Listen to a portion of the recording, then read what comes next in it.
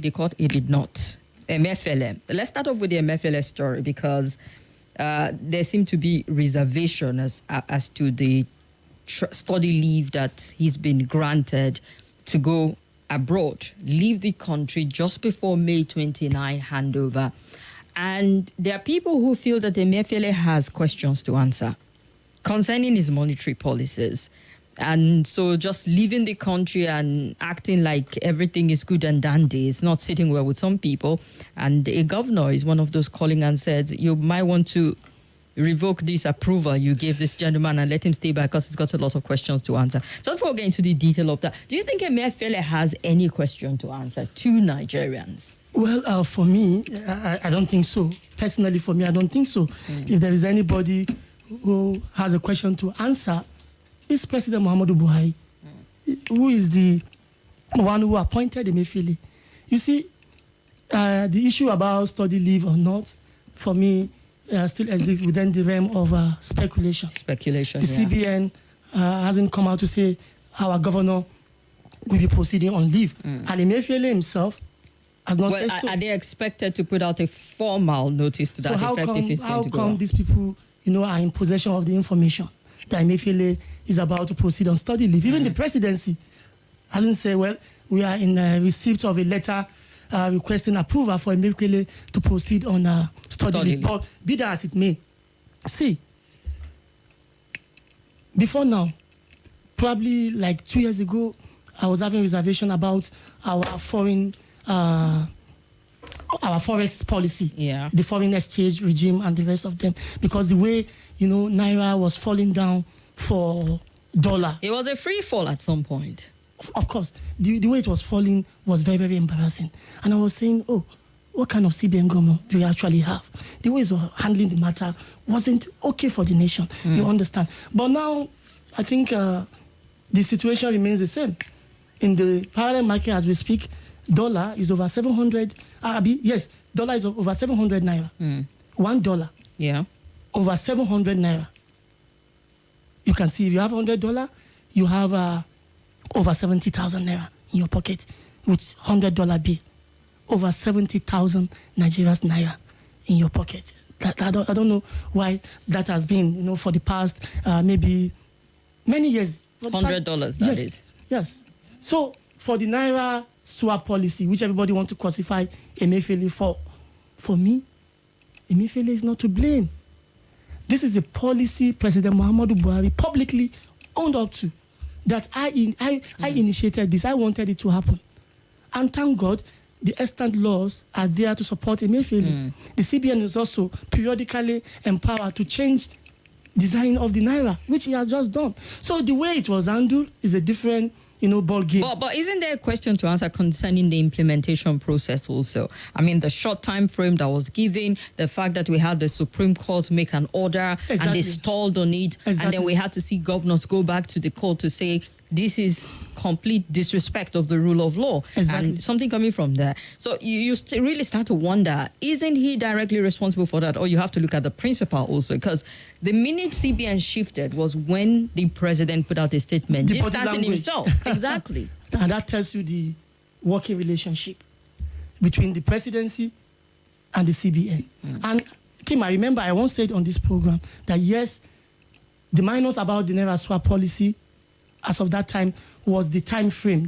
It was too short for Nigerians to have ample time to swap their old Naira notes with the new ones. And this actually negates international best practice, of course. And at the end of the day, the CBN succumbed to the superiority of the verdict of the Supreme Court. Like you said, after the presidency came out to say, see, we are not holding Emefiele from doing the right thing. And we don't need to tell him to do the right thing. And the man, the same night, quickly issued a statement to say, see, old Naira notes remain legal tender. That tells you that the relationship. The man was waiting for your body language. Probably has done something before, and he was queried secretly for doing that. And subsequently, he tried to abide by the unwritten rule.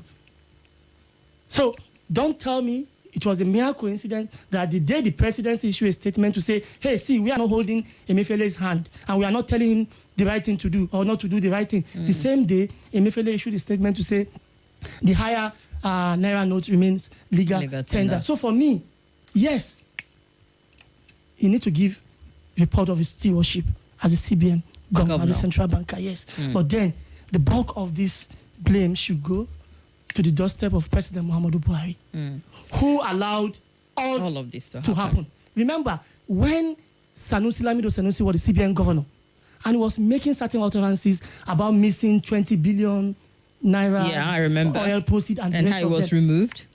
The government at that time felt embarrassed, and they say, "Oh, this guy is part and parcel of the government.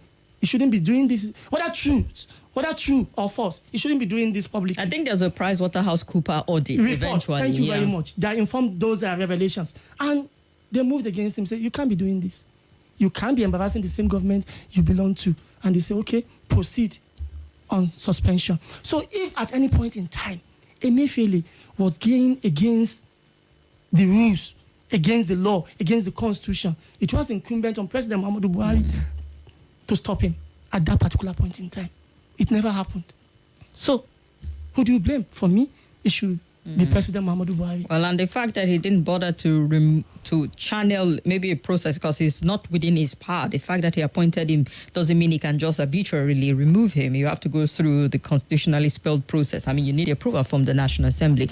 So some people are saying, maybe, just maybe, I haven't really checked to understand Emefiele's tenure, you know, if it's something that the next government coming in immediately would want to say, hey, we need fresh energy and fresh blood and do something about that.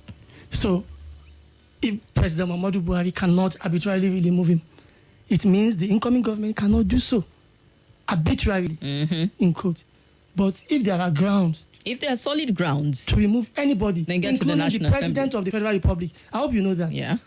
There are provisions in the Constitution. And that's the number one man, the number one Nigerian. So there are provisions in the Constitution to remove the president. So if the president can be removed, of course, any other person can be removed. There are provisions in the law book. All right, just so you know, the outgoing governor of Zamfara State, Bello Matawalle, has urged President Buhari not to grant study leave to the governor of the Central Bank of Nigeria, Godwin Emefiele, a few days before the inauguration of a new administration. Mr. Matawalle, in a statement sent to Premium Times, alleged that the reason Mr. Emefiele allegedly sought such study leave was apparently in a bid to evade rendering account. The CBN governor, superintendent over the management of the country's financial and monetary system, is the one who initiated and implemented the recent disastrous Naira swap policy, the Naira confiscation program, which put Nigeria through untold woes and trauma and set our country backward. The same Emefiele now wants to proceed on study leave where he has some 10 months left of his tenure, apparently in a bid to evade rendering account. This is unacceptable. President Buhari should not countenance this, he wrote.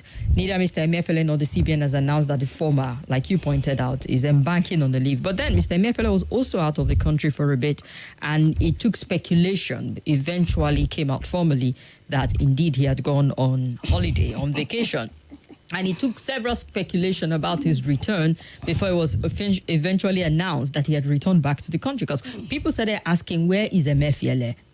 And days into when random dates were put out, they were forced to announce it. So some would say there's no smoke without fire. Sometimes when you have this speculation, it's to force the hand of the relevant people to fill that information gap. No, of course, there is no smoke without fire. But then, you know, as journalists, we can't actually thrive on that strategy. Fake news, maybe. Like I said earlier, nobody has authoritatively say Emefiele has approached the president for an approval for study leave. Now, the outgoing Zamfara governor, remember?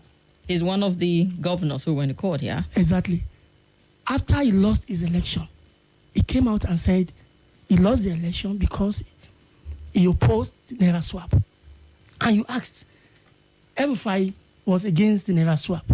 His candidate, his governorship, his anointed candidate in Kaduna was allowed to win. Or is Matawalle telling us that the third governor, that is the governor of Kogi State, his own candidate, since he's not going for another term, third term, his own candidate will lose the election as punishment for opposing Naira swap? That cannot be true because there is no correlation whatsoever. That because you are opposed to Naira swap and your party, which is the governing party in Nigeria, deliberately allow you to lose the election. I think the man has a personal score to settle with Emefiele. After coming out to say he lost his election because of his opposition to Naira swap, he's the one again coming out to say, well, Emefiele is going on a study leave and he's calling on President Muhammadu Buhari not to allow him to go. So until such a time, when, yes, we come to the reality that Emefiele has applied for a study leave, I think all this, like I said earlier, just mere speculation. And it is not in our place to even stop President Muhammadu Buhari from granting such approval, if at all it is true. Remember, I said these people are related. You cannot separate Emefiele from President Muhammadu Buhari. You cannot. So if you want to point fingers, point directly to the president here. Whether you want to point to both of them, that's also fair. But you can't point to just him. Emefiele, the smaller one, and leave the bigger one. Indeed. Talking about small and bigger, the National Assembly, as we move on to the next story, we're looking at how the tussle of leadership is playing out at the National Assembly. There's intensity in the red chamber for the leadership position of the 10th Assembly. We're seeing the same intensity build at the green chamber for the 10th Assembly of the House of Representatives. And, you know, there are a lot of people who are doing some political calculations to saying, if the main party, the ruling party, APC, does not put itself together and get its act right, the opposition just might displace them. And it will be an interesting one if that ever plays out. For example, the House of Representatives, for the first time since the return of democracy in 1999, the ruling party has been unable to produce the majority of member-elects in the House of Representatives. The opposition party won more seats, like cumulatively. Combined. Yeah, in the lower legislative chamber than the ruling party at the February 25th National Assembly election and the subsequent March 15 supplementary polls. The number of seats secured by the APC in the election is now up to 181. The required simple majority needed to elect the Speaker. The 10th National Assembly will be inaugurated on the 13th of June, and the presiding officers in the House of Representatives and Senate will be elected on the same day. APC has 75 seats, while opposition parties share 182 seats among them. Now, the PDP holds 116, Labour Party has 35, NMPP controls 19 seats, the APC, ABGA, has 5 seats, African Democratic Congress, Social Democratic Congress, and the Young Progressive Party have 2 of them each. 3 federal constituency seats are still outstanding as a result of the court order. Now, minority parties have already begun to flaunt their numerical strength, and they've resolved to contest the number 4 seat in the country. In April, the reps-elect converged on Transcorp Hilton to network, interact, familiarize before the June inauguration, and admit Abdul Mumin Jibrin, a rep re-elect on the NNPP platform, told his colleague that they must work very close to protect their interests. And he played an instrumental role in the emergence of the Speaker in the 8th and the 9th Assembly. He's been a very vocal voice. We remember him also with the budget party in saga and how he played out. So he's not one to undermine in terms of how the politics of the National Assembly is played. And he's in the opposition camp, which has a significant number. Now, I've listened to a lot of analysts and write-up, and they feel there might just be a shift this time around. I can't read the writing on the wall because, I've had guests who came in here on the roundtable to say, do you think the ruling party is just going to sit down and allow this happen? They are also good politicians. They know how to get things done. They know how to align and realign. I mean, talking about speculation, some papers have exclusive about Kwankwaso meeting with the president-elect in London. And there might be, in France, I beg your pardon, there might be some aligning and realigning going on. So if it's happening on that level, it can happen on any level altogether. Exactly. And like you see, it's possible and it might not be. The opposition in the House of Reps, I think they call themselves by greater opposition, greater majority. Greater majority. There is the majority party, which is the APC, but there is the greater majority. All opposition parties combined, who have more numbers of seats than the ruling APC. But then the truth is this: there are members of the opposition who are also rooting for the candidates of the ruling party to emerge as Speaker and Deputy Speaker. So the truth is that you cannot have all members of the opposition in one place to deliver their votes in block. The same way you will not have all the members of the ruling party to also align with the decision of their party, as we are seeing now regarding the zoning formula of the APC. A lot of APC members are not happy. They believe there was no... In fact, it's no longer a belief, it's a reality, because even the national chairman of the party, Senator Abdullahi Adamu, admitted openly that there was no adequate consultation before they arrived at such a zoning formula. And some people are also angry that why will some persons sit down in a room and decide who will become presiding officers of the National Assembly without the input of the ruling party? Yeah. And I will tell you why. They believe the choice of Godswill Akpabio and Barau Jibril as Senate President and Deputy respectively for the 10th Senate, they believe the choices are that of Tinubu. Why Tajuddin Abbas and Benjamin Kalu as Speaker and Deputy Speaker respectively for the 10th House of Representatives are choices of Femi Gbajabiamila, the outgoing Speaker. So a lot of members of the House are feeling betrayed already. Yeah. Upon what we did for this man, we supported him for 4 years. We didn't allow anything to happen to him, and now he's sitting in the comfort of his room because he's close to the president-elect, and a lot of people are seeing him as the will-be chief of staff to President Tinubu. So he's using that position to rub salt in their injury, to choose for them. And they believe election of presiding officers is the exclusive business of members of the National Assembly. In fact, it may not even be party affair again. It will be based on personality. This morning, I was watching one of the aspirants for the Senate President, former Zamfara State Governor, Abubakar Abdulaziz Yari, on one of the international television stations. Okay. And he was saying, see, the zoning arrangement made by the APC was unconstitutional, or is unconstitutional. By the constitution, their party constitution? Or the which one is superior? The 1999, he was talking about the 1999 constitution, the nation's constitution. He said, I also had the Vice President-elect, Senator Kashim Shettima, giving reasons as to why they arrived at that zoning formula. That because they have a Muslim president and a Muslim vice president, there is the need for religion balancing. So hence, Akpabio was considered for Senate president. Yeah. And the man is saying, oh, but you told us before the election that religion does not matter, it's about competence. So why now religion is coming in? That's one. Then number two, the Constitution does not recognize any religion. What the Constitution provided for is federal character principle in order to create a sense of belonging. So federal character principle, where you come from, not what faith you practice. And you know, where you come from cannot change, but the faith you practice can change.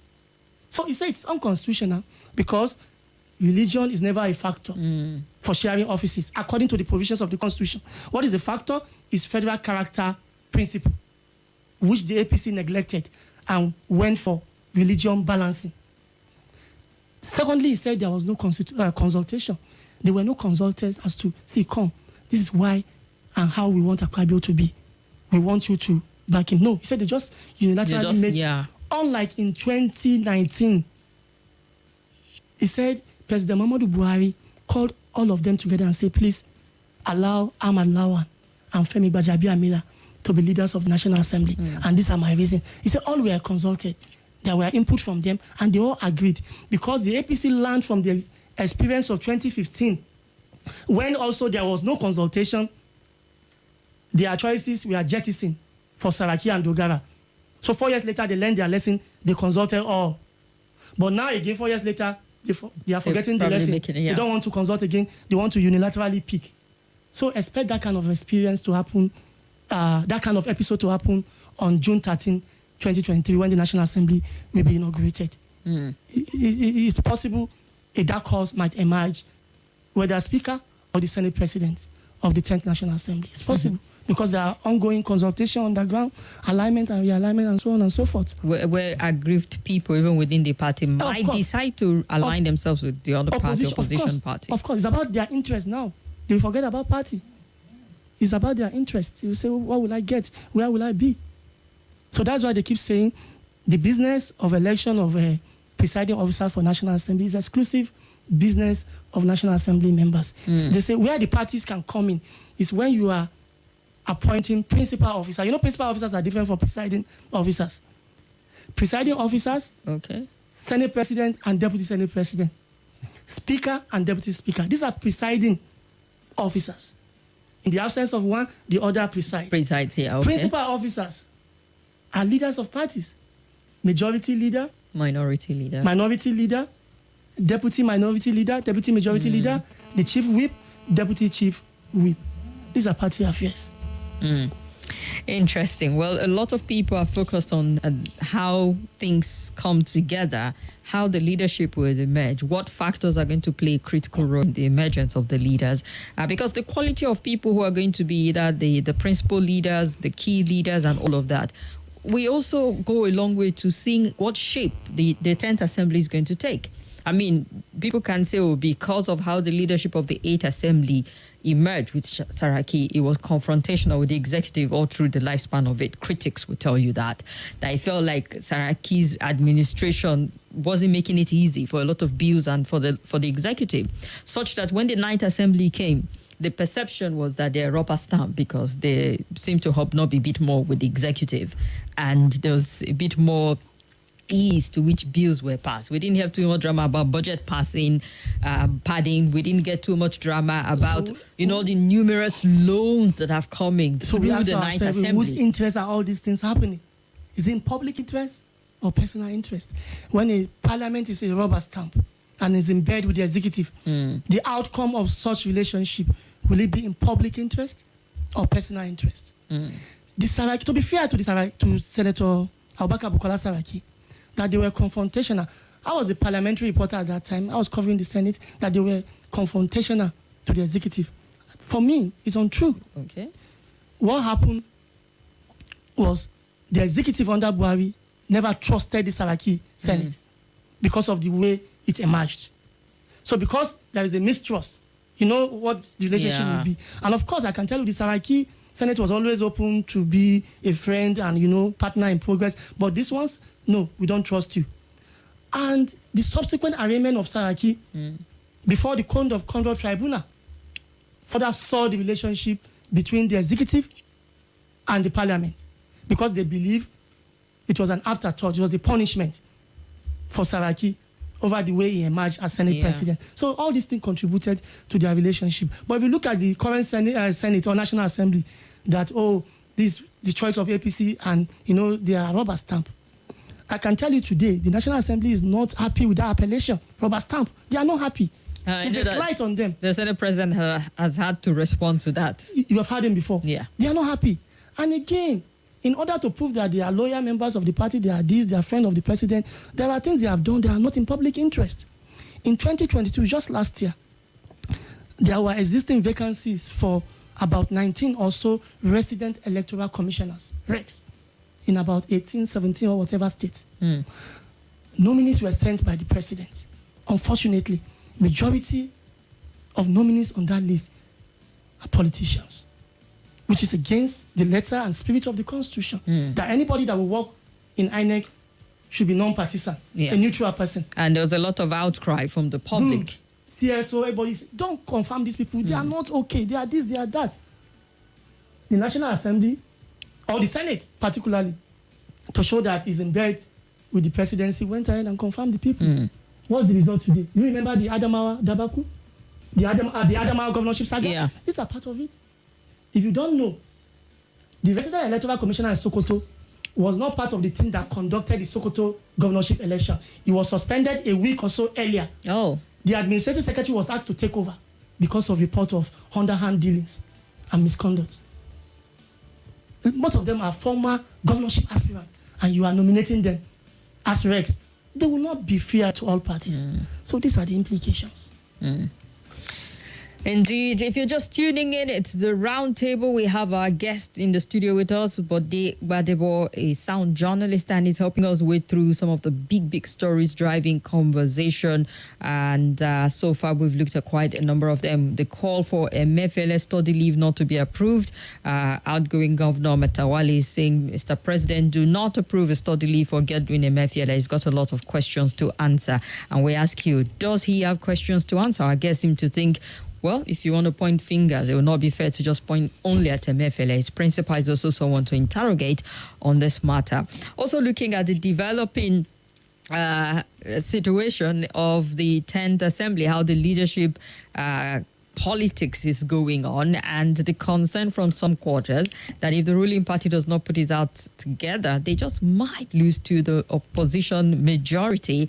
And I guess him to think, yeah, politics can swing either ways. Sure. If you're not careful, there can be alignment and realignment. And, you know, I did mention in passing the Kwankwaso and France and report. Yeah, you know, some people already saying government of national unity in the works. You start to wonder, what can you really... Well, in case Tinubu will want to change his mind, but I know before now he told us his government will not be a government of national unity. It will be government of national competence. So it's not just because we want you to be happy, you want PDP, NMPP to be... No, it's about competent people, irrespective of wherever they are coming from. And I think that's very, very good, and that's better. All right. Well, we'll get to see what the outcome of that very friendly meeting is about eventually when we get all of the details of it. We're live on YouTube. I've been told Facebook is down, but on YouTube you can watch us live. Ibrahim Hadara, good to know you're with us. Awuru Joshua, the Buhari administration lacks the moral standing to sack the CBN governor because they were part and parcel of the suffering Nigerians went through. Gbenga says, welcome on board. Thank you very much. Richard Mbang, greetings to you, to Kim and our guest in the studio. Tokwe says, Emefiele's move is very questionable if it's true. We need answers to the stress Nigeria went through during the cash crunch. So what's the Naira swap was not necessary from inception in the first place? That's Tokwe. And today, okay, Mr. Bode, don't forget Sanusi was removed by Jonathan the same manner. Heaven did not fall. Emefiele will be removed. His tenure will be cut short. Kim will come. The president did not hear us very well. If there are ground to remove anybody, yeah. We cited the example of the president. Yeah, exactly. Nobody is above the law. Not at all.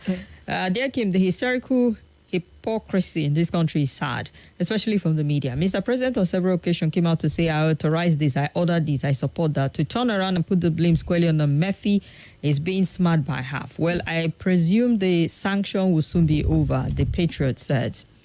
Kelvin from Maraba, Emefiele has a question to answer. He was indicted by a House of Rep member in human rights on a radio station. He never came out to defend himself against the allegation. Even the monetary policy presided over was a fraud, in his opinion, because the quality of paper used in printing the note is inferior to the old one in circulation. The quality of paper used to print the new note must be investigated, as most of them are already torn. Kelvin, most of them, from Maraba, Kelvin, you say most have been torn.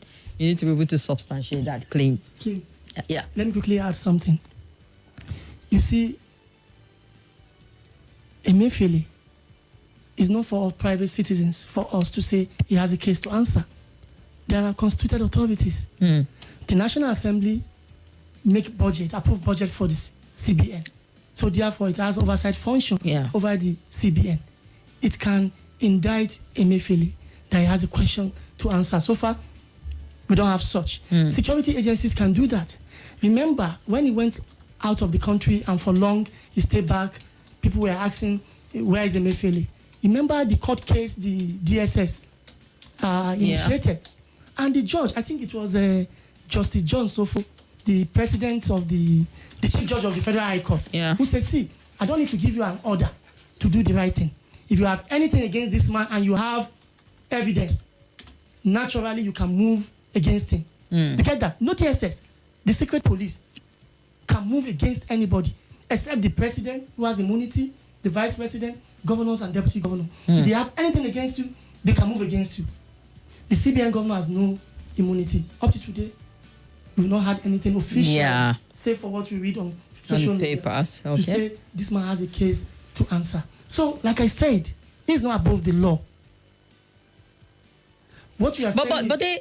Have you forgotten the DSS allegation of funding terrorism? Where are we with that? I mean, he just died a natural death. That was what they just said at that time when they approached the court, the FCTI court, for order to arrest. No, I can't give you an order to do the right thing, to do your job. If you have evidence against this man, naturally move against him. You don't need an order of the court. And since then, we have not had anything. So that's the nature of this country. And that's why I say the government, as represented by President Muhammadu Buhari, knows everything about Emefiele. Emefiele is part and parcel of them. So if at all Emefiele is requesting for a study leave, the President Muhammadu Buhari will know, we approve it. Nobody will stop President Buhari from doing that because he's a family member. He's a family member. And I don't want to believe the fake news that there is an application for study leave until concerned people come out to say yes. Indeed, I've done that, and the president say yes. And nobody will be able to stop them. Because in the eyes of President Muhammadu Buhari, Emefiele has no question to answer. He's his appointee and he's working to the best of his ability. Remember, whenever President Buhari is in Dora for holiday, Emefiele will also fly from Abuja to consult the president in his village. So somebody I'm consulting every day, why would such person look at me and call me a sinner? When whatever I want to do, I always consult him, even to his ancestral home.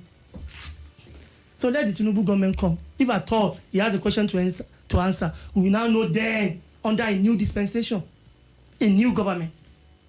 But for now, we are not aware of any questions.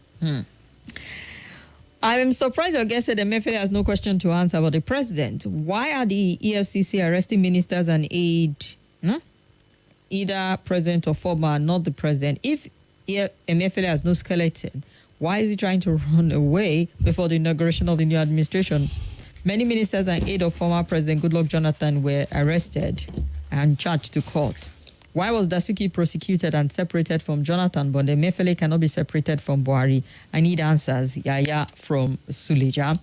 And good afternoon, Kim. Good afternoon to our guest. I want to disagree with the guest. The Senate led by Saraki was confrontational. Oludade Abiodun's opinion there. And the Senate is called rubber stamp because they approve all requests of the executive, most importantly, loan requests. Mike from Area 1.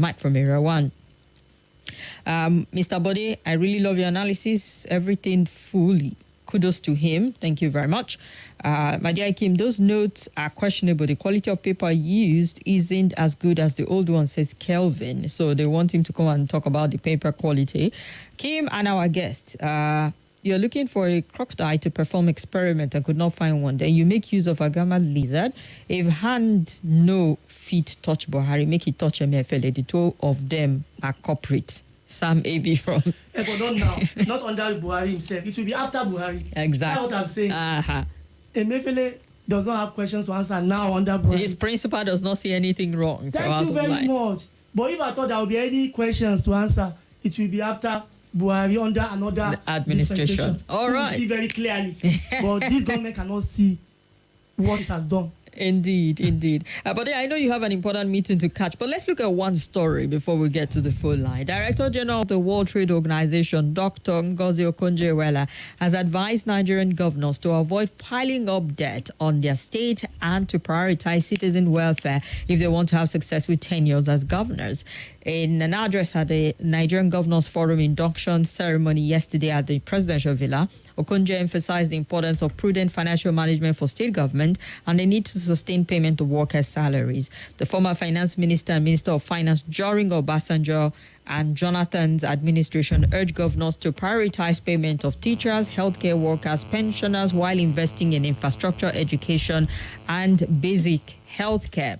Now, highlighting the need for increased internally generated revenue, Okonjo-Iweala suggested that governors should focus on transparency and efficiency in their financial practices and encourage them to publish information about the Federation revenue allocation to enable citizens to have clear understanding of their state financial situation.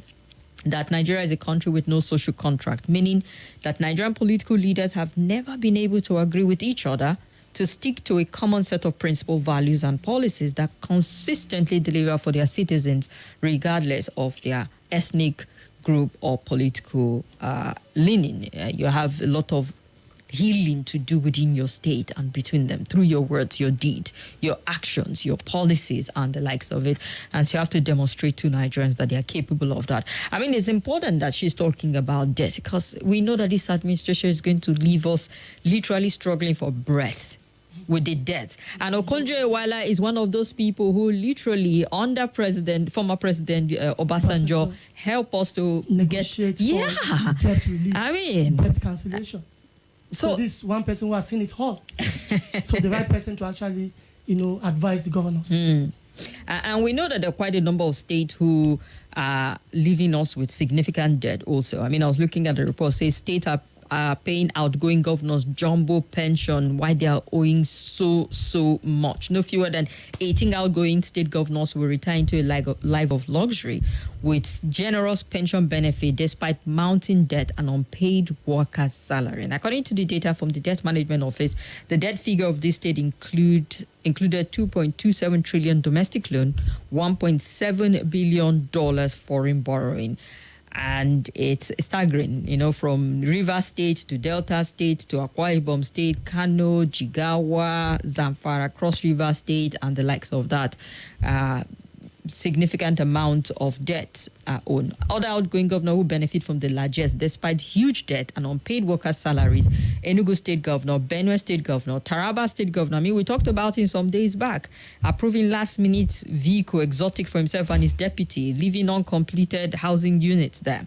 Niger State, Kebbi State, Nasiru El-Rufai of Kaduna State, Plateau State Governor, Katsina State, Sokoto State are all leaving us in debt. Why they are going to leave with amazing pensions. So, unfortunately, all these bogus debts are being approved by representatives of the people, states, houses of assembly.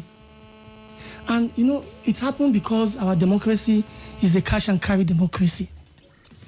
People are not the one electing the representatives. Money bags are responsible.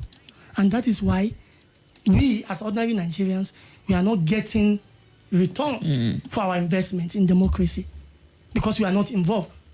Unfortunately, or erroneously, we believe we are involved. We are not involved. Yes, we come out on election day to go and cast our vote, but the results or the eventual winner is not a reflection of the vote we are casting. Some persons in their sitting room are the one choosing who and who will be somewhere. And that is why you have... Are you saying our votes do not count? Of course. To a large extent. I can tell you this. See, members of State House of Assembly are majorly unpicked, and that is why they tell them what to do in their 4-year tenure. So they don't see anything bad in a governor coming to ask for approval for loan. And most of these loans are tied to White Elephant projects.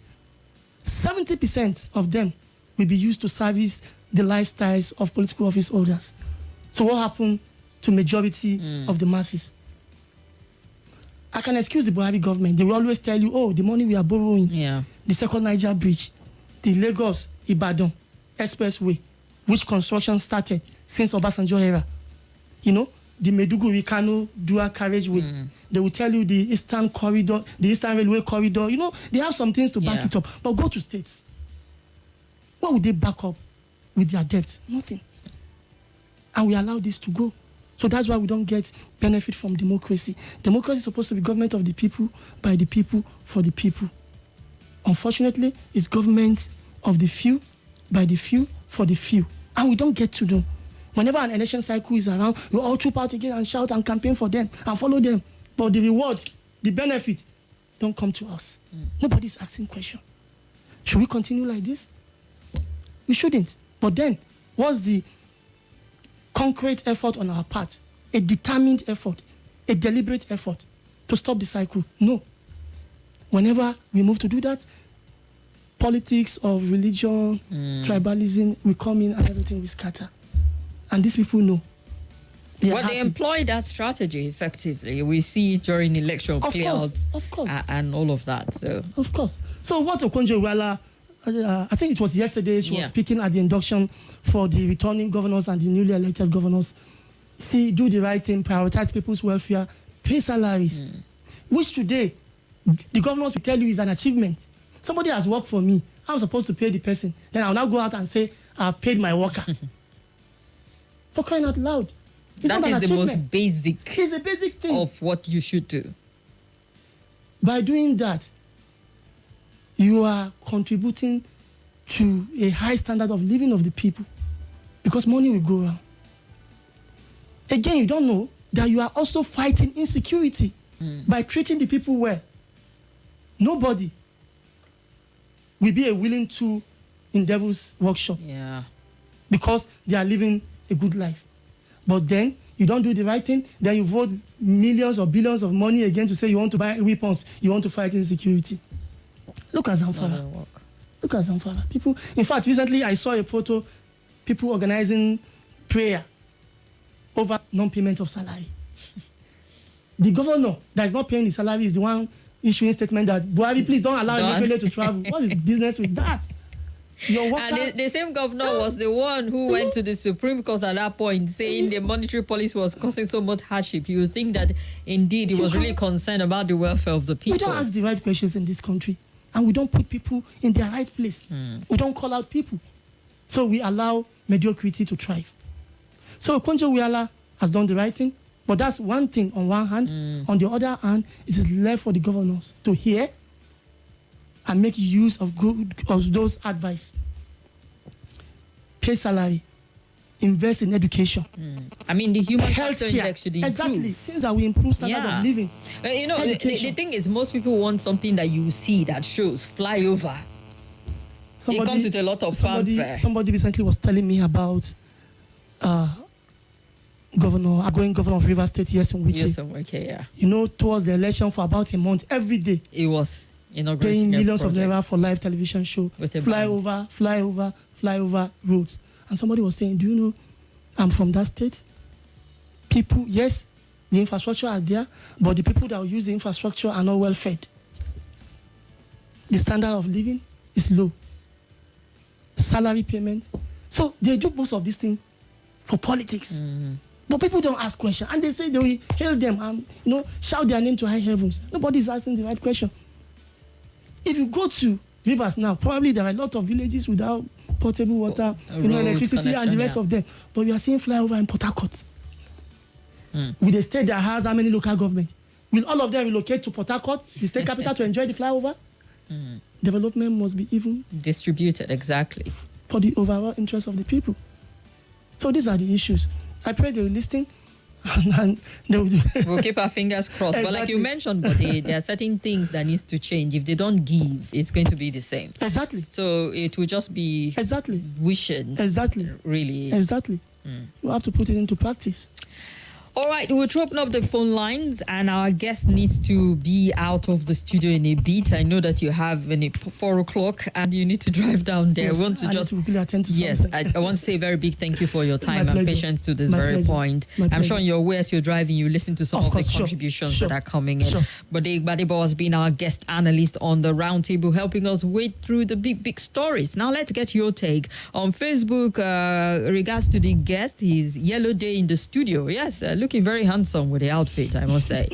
EJ Tunes, welcome people of Abuja. Gbenga said Emefiele can go on leave now. He should wait till the end of the administration before leaving. Remember, he would have enough leave to come. He must finish what he and his principal started, is what someone else is saying. And but you're not INEC, or did you have a private INEC that told you that our vote does not count? All right. So why do we have petitions in court? All right, that's coming from Omar. Emefiele Bella Sianovic from Maitama says, Emefiele, the former governor, asking the CBN governor for accountability for stewardship. Did he give his when he left? By allowing the president-elect to determine the presiding officers of the National Assembly, makes the assembly to be rubber-stamped. And if accountability, which is not a tenet of leadership, is sacrosanct to elective position after their tenure, I believe many debt won't be a problem, he wrote. Kim and our guest, good afternoon. A lot is being said about locating one position of the National Assembly to certain geopolitical zone. My question is, what becomes the result of the election if it's overturned, going by the indices and revelation we're seeing from the tribunal? Onyekachi from Cuba, I don't know what you're seeing from the tribunal. So you should allow the tribunal to finish. Before they even pick leadership. No, this is not coming from him for the first time. Remember the former Archbishop of Abuja, Catholic Archdiocese, his name, very popular man from Kogi State. Onoyekon. Okay. Yeah. Onoyekon also, said something like this a few days ago, saying, well, inauguration of Tinubu should not take place until all cases are determined. I know this is not possible because the law does not allow that. But maybe tomorrow when we decide to change the law and say, see, nobody will be sworn in again to any office until cases relating to his election are finally settled. Then probably it might cop rigging. And thank God just yesterday, US announced slamming visa restriction on riggers. Unfortunately, they didn't tell us who are involved. Well, and there's a need to name and shame. So a lot of Nigerians were demanding that, even so callers on the show maybe yesterday. US just even doing this to just send signal. Nobody has been penalized. Just to send signal we are involved, we are watching you. But nobody. He will send a stronger message if we had, even if it's 5 names. At least tell us who and who. Let others learn lesson. And that will make people within the country swing into action to also interrogate those names and see if prosecution will be possible. Even though they are not supposed to be our policemen or policeman, but since we don't like playing by the rules, let them continue to be our policemen. Well, the way we're going, we need all the help we can get at this point in time. Let's get to hear from this caller. Hello. Good afternoon. Good afternoon. Thank you. I'm Moses from Central Area. Moses, we're listening. When people were talking about Emefiele and Buhari, and then, the change of money. This is the project Buhari started in 1984. For some that were very young then, so they can learn from this. Buhari started that project in 1984, and this is the end result. And so if they are going to deal with Emefiele, let me see the person that will cast the stone.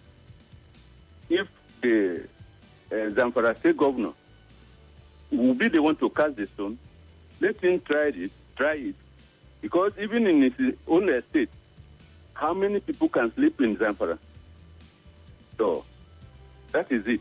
So all right. The issue of if Emefiele wants to go on study leave, let them grant it. Oh dear. Thank you very much. We need to run for a very quick break. We'll be back in a bit. Stay with us.